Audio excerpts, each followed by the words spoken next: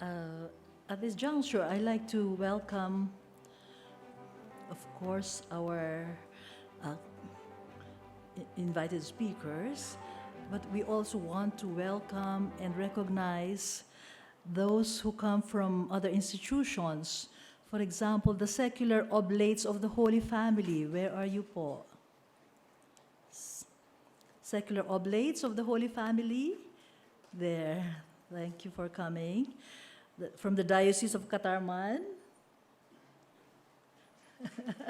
Si Bishop. Meron pa bang iba? Okay. And then, of course, we have the graduate school and the junior high school, the kids, the junior high school people. It's good for you to be exposed as early as now. Okay, so this is really going to be a very exciting day, since it's not just that we have distinguished lecturers, but they will be talking about the interaction between science and faith from their personal experiences, from their perspectives, no? So they will be sharing not just their thoughts, their accounts and encounters, personal encounters on science and faith. And this will help us all understand and appreciate these two separate fields which seemingly separate, but not really, because the source of all of this is the source of wisdom, our Creator, and because we are very limited in our human capacities, so ako, chemist lang ako, siya, philosopher lang siya, but these are all manifestations, mga ambon-ambon lang coming from the wisdom of the Lord. So to start our morning session, may I call on the Director of the Research Center for the Natural and Applied Sciences, Professor Bernard John V. Tongol, PhD, to introduce our first speaker. Dr. Tongol.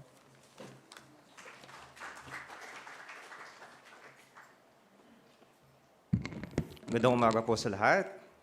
Good morning. I am honored to introduce our first resource person or research speaker for this morning's forum on science and faith.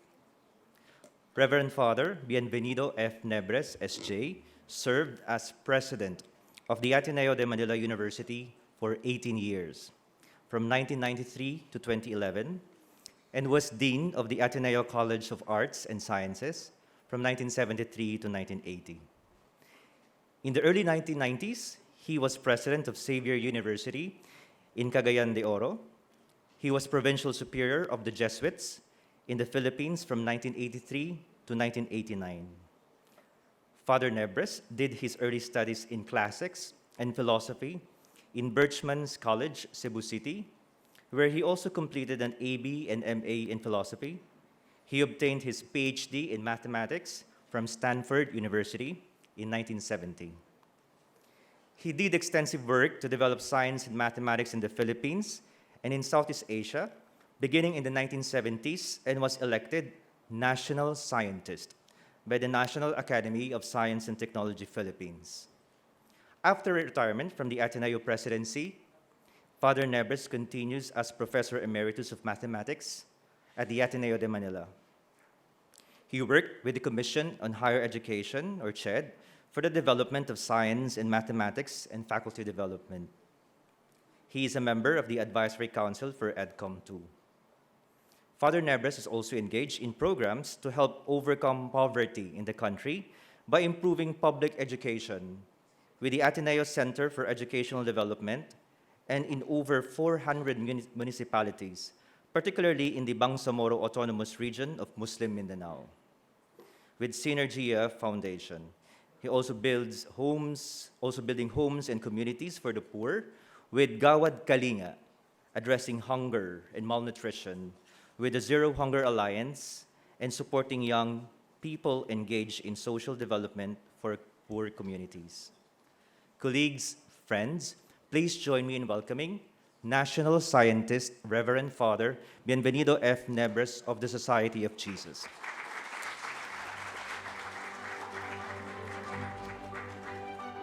Good morning to everyone, and thank you very much for Pastor Mal. So let me start with my greetings. Father Janelle Abogado, OP, Vice Rector for Research and Innovation. My fellow speakers, Most Reverend Jose Cabantan, Archbishop of Cagayan de Oro, and a good friend. I don't know if it's you yet, but academician, I cannot see. There you are. Jose Montoya, President of National Academy of Science and Technology. Administrators and leaders, faculty, and students from the University of Santo Tomas and other communities and universities. Colleagues in science and faith. I would like first to thank the University of Santo Tomas, and in particular, Dr. Bernard John Tongo. Thank you very much for the introduction. Director of the UST Center for the Natural and Applied Sciences, for your invitation for me to share reflections on science and faith. I have lived in these two worlds, science and faith, almost all my life. No? I entered the seminary when I was 12. So I wrote in a memoir, I have lived in the world of mathematics and science and the world of Catholic faith happily and comfortably. I'm aware of difficulties in the intellectual realm, and you really cannot get rid of all of them. But I find no real difficulties in faith and science as lived realities. And I always remind myself and others that reality is superior to ideas, as Pope Francis keeps reminding us. Life is bigger, more complex, more deep than ideas. My talk is going to be in three parts. The first part talks about sessions with my students in science and in the course on science and technology and society and how they interact. The second one is about navigating a crisis of faith. And the third part is about science and meaning. First part, introduction. What do we mean by faith? When we recite our profession of faith every Sunday, I think we often dwell on the doctrine part. We live the Holy that Jesus died and rose from the dead. But we forget that we begin the profession of faith by I believe in God and I believe in Jesus Christ. Faith, Christian faith anyway, is over and above all faith in a person. The person of the Father, Son, and Holy Spirit. So I begin with a pre-note, maybe for students. If you read the Gospels carefully, the story, for example, of the Roman centurion who goes to Jesus and asks to cure his servant, at the end, Jesus says, I've not seen such faith in Israel. And when you read the story of the Canaanite, the Syrophoenician woman whose daughter was possessed by a demon, and Jesus tells her, woman, great is your faith. Their faith could not have been about doctrine. They were pagans. They knew nothing of the Torah and nothing of Jewish faith or the faith that Jesus had. But their faith was in Jesus himself, in the person. So faith is more an experience of encounter with a person, with God who enters our life, with Jesus who enters our lives. So first part, I want to share with you the experience of dealing with my students as we encounter God when in the course on Science, Technology, and Society in the Ateneo de Manila, I give the lecture on the origin of the universe, from the Big Bang to the present. I go through the timeline of this evolution. I follow a book that I like a lot called The First 3 Minutes by an eminent physicist, Steven Weinberg. And so I tell my students, Big Bang happens, and then 10 to the minus 11th seconds from the beginning, matter begins to dominate antimatter. Very important, because otherwise the world will be made of radiation, and we are not made of radiation. And then protons, neutrons begin to come. yes, from quarks, and then eventually galaxies begin to form. And I point out that the stars begin to form, and I point out this very, very important because the carbon molecules in our bodies come from the stars. They were formed. They were formed in the stars. So, the book we use says we are stardust brought to life. Poetic way of saying it. And then if I talk to them about Einstein, Lemaitre, a Belgian priest, Edwin Hubble, who taught us about the universe. And then to talk about today, we're about 14 billion years from the Big Bang. And I invite my class to contemplate our vast universe, just to marvel at this universe, 100 billion galaxies, each of them with over 100 billion stars. Then I go to a second part. We live also in a very mysterious universe. There's 95% of the universe, we don't know what it is. We call it dark matter, we call it dark energy. We actually know only about 5% of this universe. But we live in this universe. And then I speak to them especially about how amazing it is, as a renowned physicist says, that the world seems to have prepared for us. I show them that the numbers that govern our universe, the ratios, for example, of the fundamental forces that govern our universe, gravity, electromagnetic force, weak force, and short force, they're so precise as to allow us to exist. In the sense that they allowed the stars to form, otherwise we don't have our bodies, and so on. And even an accident, the crash of an asteroid, the Yucatan Peninsula, 66 million years ago, are part of why we exist. I do not know if you know that, but when that happened, the dust covered the Earth for several months. Photosynthesis stopped. So almost all living beings died in that period.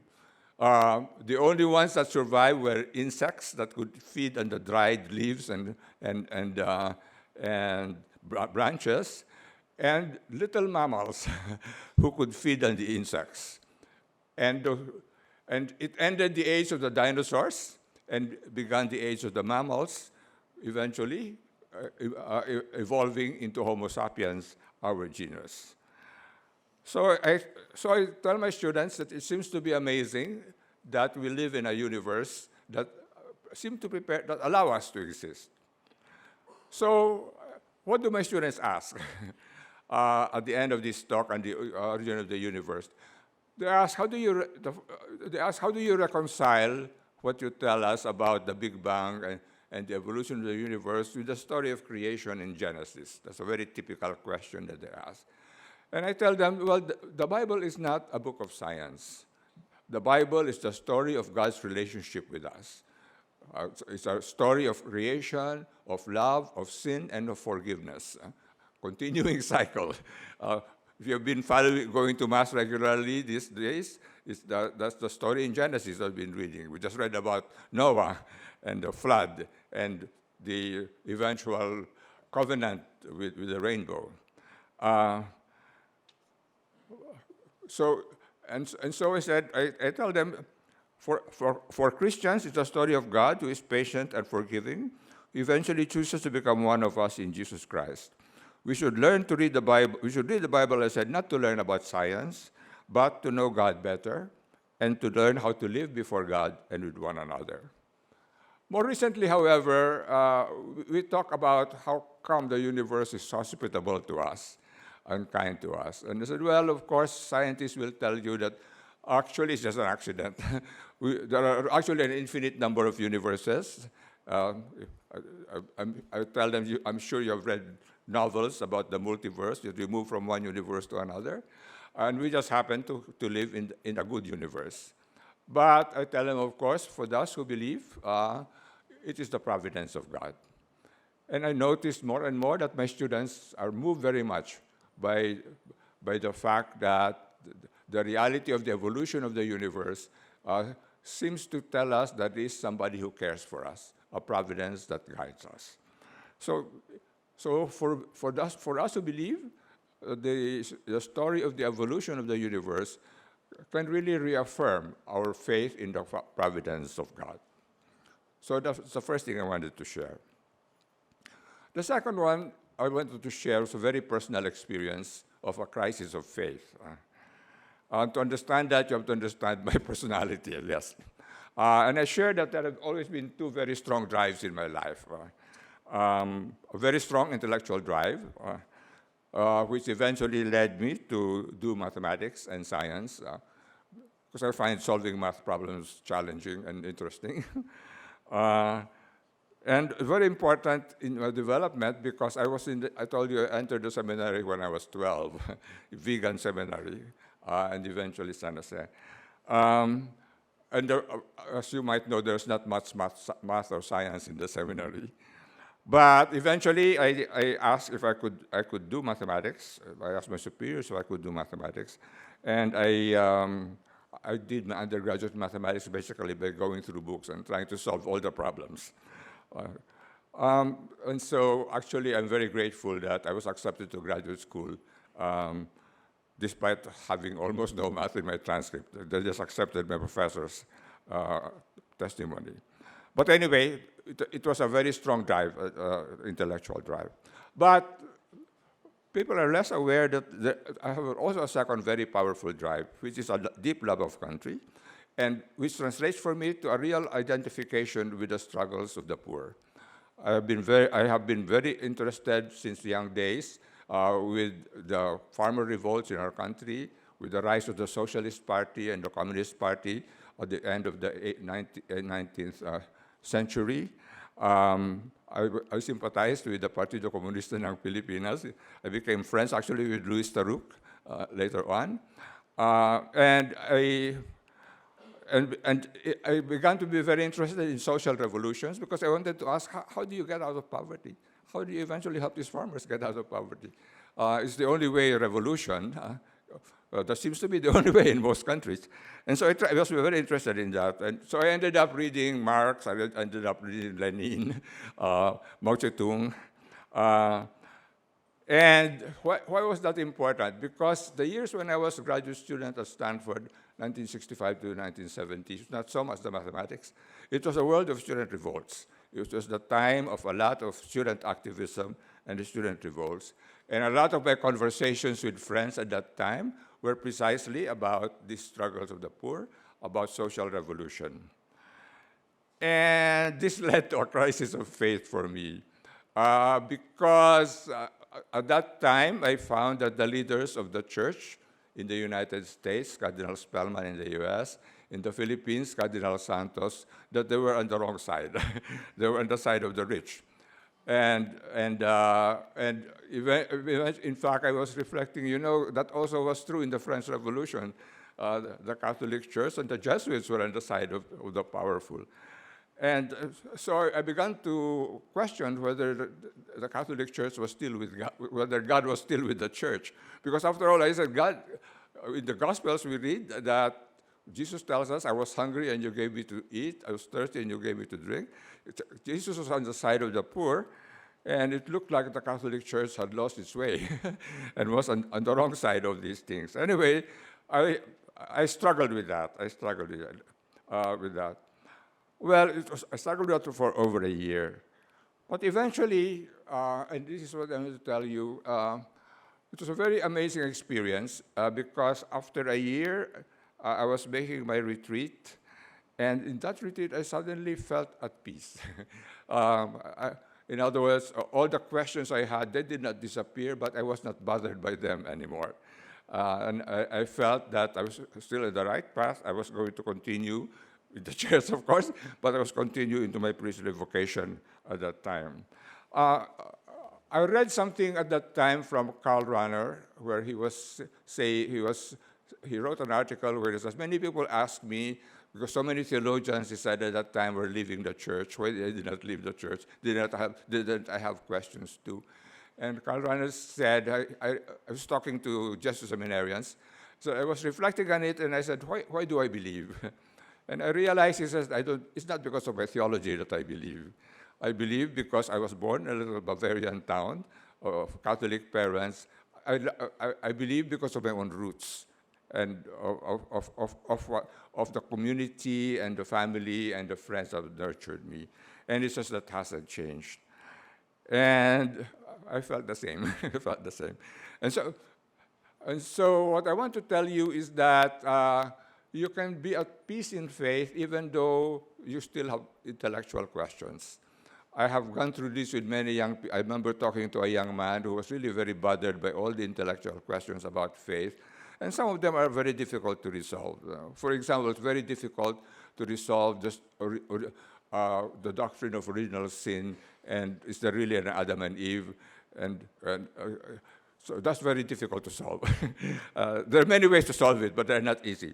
But I don't think it has to bother us anymore. And I realized that at the core of my faith, this is a retreat I had in December 1967, the third year of my graduate studies. I realized that at the core of my faith and my vocation were my roots in family, in the hometown I grew up with.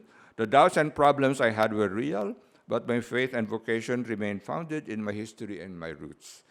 When I was thinking I might have to leave the church, the thing that bothered me the most is how would I tell my mother? Yes, you realize that faith is a very personal thing.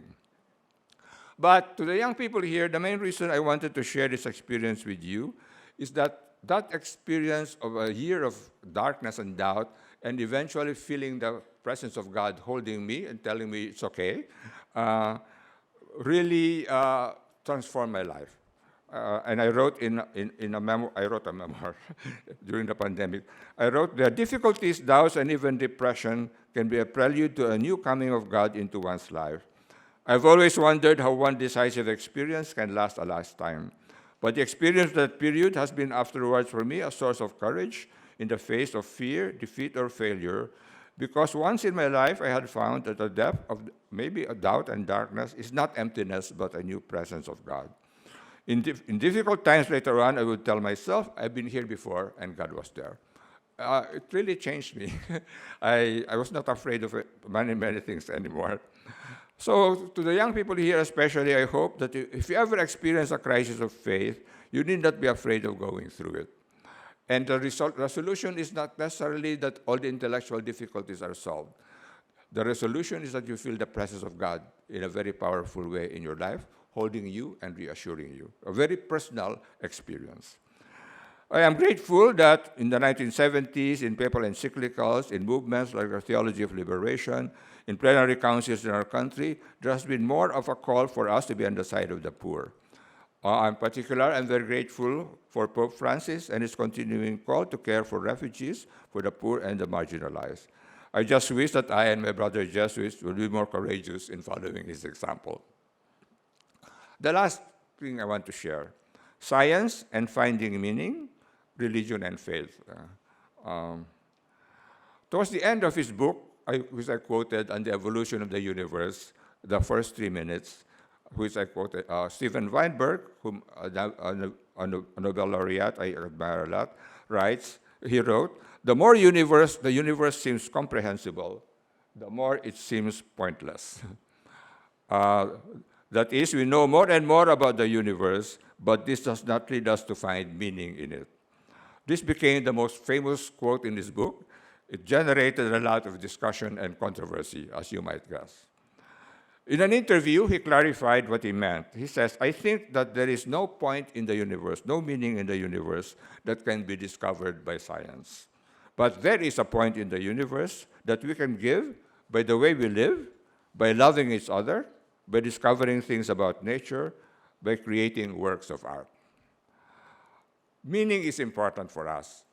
I think many college students are invited to read Viktor Frankl's Man's Search for Meaning and his experience of Auschwitz, the Nazi death camp, where he found that it was those who had meaning in life, a family to live for, or work they had to finish, who were able to survive the horrors of the concentration camp. And we invite students to reflect on where do they find meaning in their life. Meaning has always been important for me from an early age. I was drawn to enter the seminary or the priesthood after grade school at age 12, because stories about priests and religious by my religion teacher in grade 6 showed me that becoming a priest was a meaningful life. It was a life that was worth living. But I agree with Stephen Weinberg that the way of science and the way to meaning are different paths. The way to the meaning is more on the level of the affective life, it's more on the level of personal life. The way of science is intellectual. They're not separated, but they're not the same. And so I wrote in my autobiography, I find beauty and joy in doing mathematics, and I try to share it with my students. I find our universe, as seen through the eyes of science, amazing. At the same time, it is in my religious vocation and faith that I find the ways to meaning and hope in our life, in our world. So the last point I want to share, in my crisis of faith, I found myself centering my faith on the parable of the Last Judgment in Matthew 25, where Jesus tells us, "Come, you blessed of my Father, for I was hungry and you gave me to eat. I was thirsty and you gave me to drink." And so when I look at my own life, I have held high leadership positions. I've been honored for achievements. But I've always tried to measure the meaning of my life in terms of what I am doing for others, especially for those in greatest need. I've been working, as the introduction said, to help improve public schools for the last 30 or 40 years, because I tell my colleagues in the Ateneo de Manila that the Philippines will not move because of Ateneo or UP or UST. Ateneo will move, the Philippines will move at the pace of the public schools. 90% of Filipino children go to the public. Our future is there. 90% of our future are there. So we have to work for them. We have to work for them. Since the early 2000s, I have worked with Ateneo in Gawad Kalinga to address hunger and malnutrition, because I found out working with the public schools in Payatas, tanong namin sa mga teachers, bakit di lumapasok yung bata, bakit di sila magandang pag-aaral. Father said, gutom sila, gutom sila. We finally realized that. And then in this work, I also find myself working with other faiths. I work a lot with Chuchi Foundation, a Buddhist foundation. They are the most organized and the most generous in responding to disasters. You can ask the people in Marikina, they were the ones who went and cleaned up Marikina after Ondoy. You may not know it, but they were the main ones who cleaned up Leyte after Typhoon Yolanda. I want to tell you a story about them. I was sharing this experience with a friend in a Christian organization, and she was not comfortable working with other religions. She was not comfortable working with Buddhists and Muslims. So I'll tell you a story. I said, you know, in Tacloban, Leyte, there was a beautiful Santo Niño church, their patron, and it was totally destroyed in Typhoon Yolanda. And so the Bishop Du and the parish priest went and approached Catholic Relief Services and asked if they could help. But they said correctly that their mandate would not allow them to use CRS money for the church. So they went to the Buddhists, to Chuchi Foundation. And the organization of the Philippines said, we don't have that kind of money, but we will tell our leader in Taipei. So when they went to Taipei, they talked to the leader, a Buddhist nun, named, they call her Master Cheng Yan. And so they told her, they're asking us to help rebuild their church. And she said, how much will it cost? And they said about $1 million US. So eventually it was 65 million pesos. And she said, let's give it to them. She said, the Filipinos, she said, are a Catholic country. They need a place to worship. If you go to Tacloban now, it's a beautiful rebuild. They really did a beautiful job. Beautiful externally, excellent acoustics. And so I go to Tacloban quite a bit because of Typhoon Yolanda.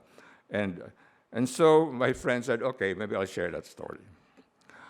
And because with Gawad Kalinga, we tend to go where there are disasters and where there's need.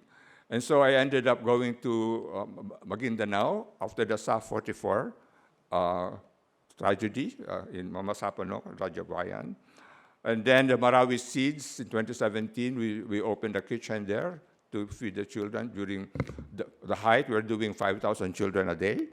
I work with many Muslim teachers and mayors. Most recently, there's finally peace in Sulu. So I've been going there to Sulu mostly to rebuild schools because families are returning after being away for 20 years, and the children have to go to school. And what I want to tell you is that there's this experience of working with colleagues,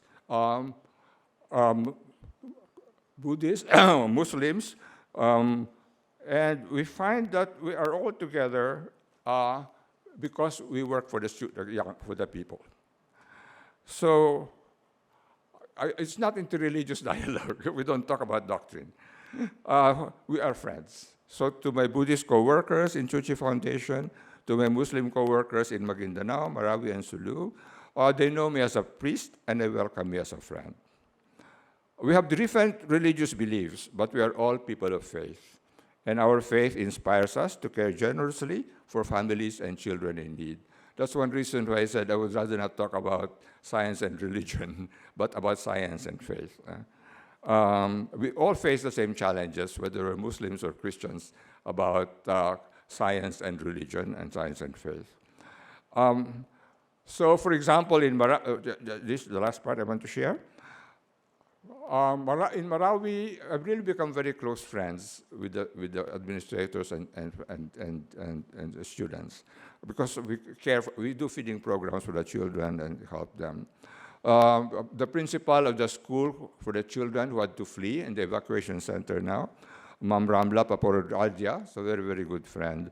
In an interview, she said, "Nagpapasalamat ako na kahit magkaiba kami ng relasyon ni Father Ben, maaari kaming magkaisa sa isang layunin." Alhamdulillah. Praise the Lord. We come together not through interreligious dialogue, but through what Pope Francis called in his talk to the Catholic community in Morocco on ecumenism and charity, which brings us together with other faiths. We become one in caring for those most in need. And the school division superintendent in Marawi, Dr. Ana Zanaida Unte, Ma'am Chiki, we call her, she says, when the Marawi seeds happened, we did not expect a priest to come and help us non-Christians. But Father Ben has worked with us and has become a friend. He is a father to us. I end with this because in our world, sometimes or often, religion divides, very often. But I have learned in my experience that a faith that expresses itself in love and care for others can unite us. And that is my hope for our, it's important for our country. We have to become one with our Muslim brothers and sisters. No?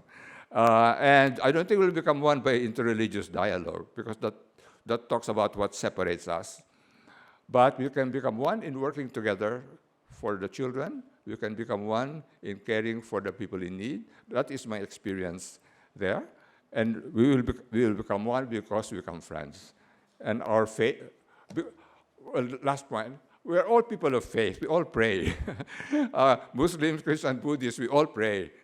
And we are all taught to care for those in need. And that is something I think that can make us one. So faith that expresses itself in care for the needy, is a faith that can make us one, and make us one people, as Pope Francis has asked us. Thank you very much.